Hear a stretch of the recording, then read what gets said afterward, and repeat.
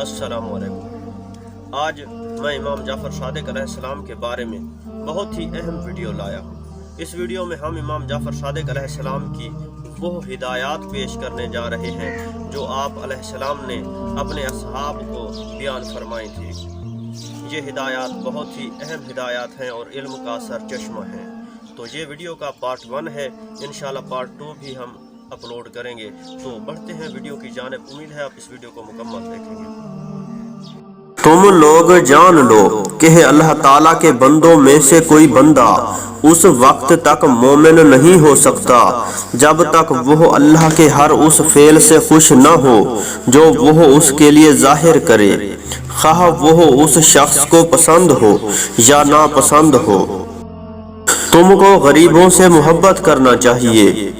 جو کوئی ان کو حقیر سمجھے گا اور ان پر بڑائی جتائے گا وہ اللہ تعالیٰ کے دین کی راہ سے بھٹک جائے گا، کیونکہ ہمارے جد رسول اکرم صلی اللہ علیہ وآلہ وسلم فرما گئے ہیں کہ مجھ کو اللہ تعالیٰ نے غریبوں سے محبت کرنے کا حکم دیا ہے۔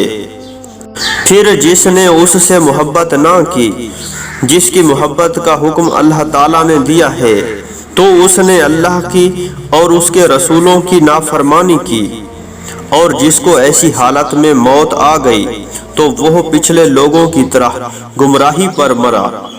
تم لوگ بڑائی اور غرور سے بچے رہنا، کیونکہ بڑائی اللہ تعالیٰ کی چادر ہے۔ جو شخص اللہ تعالیٰ کی اس چادر پر ہاتھ ڈالے گا وہ دنیا میں اس کو برباد کر دے گا اور قیامت کے روز بھی اس کو رسوا کرے گا۔ تم لوگ ایک دوسرے پر ظلم کرنے سے بچے رہنا، کیونکہ جو کوئی ظلم کرتا ہے اللہ تعالیٰ اس کے ظلم کو اسی پر پلٹا دیتا ہے۔ تم لوگ ایک دوسرے سے حسد کرنے سے بچے رہنا، کیونکہ کفر کی جڑ حسد ہی ہے۔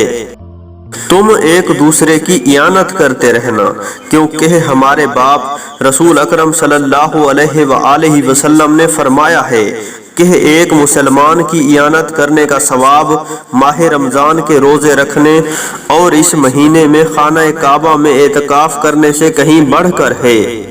دیکھو، تم میں سے کوئی اپنے پریشان حال مسلمان بھائی کو تنگی میں نہ ڈالے، کیونکہ ہمارے باپ رسول اکرم صلی اللہ علیہ وآلہ وسلم نے فرمایا ہے کہ ایک مسلمان کو کسی پریشان حال مسلمان پر سختی نہ کرنا چاہیے۔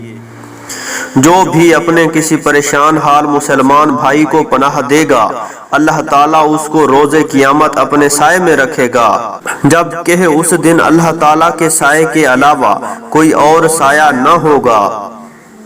جان لو کہ مخلوق میں سے خواہ وہ مقرب فرشتہ ہو یا نبی مرسل ہو یا ان سے کم مرتبہ ہو، اللہ تعالیٰ کے اور اس کے درمیان اطاعت الہی کے علاوہ کوئی اور تعلق نہیں ہے۔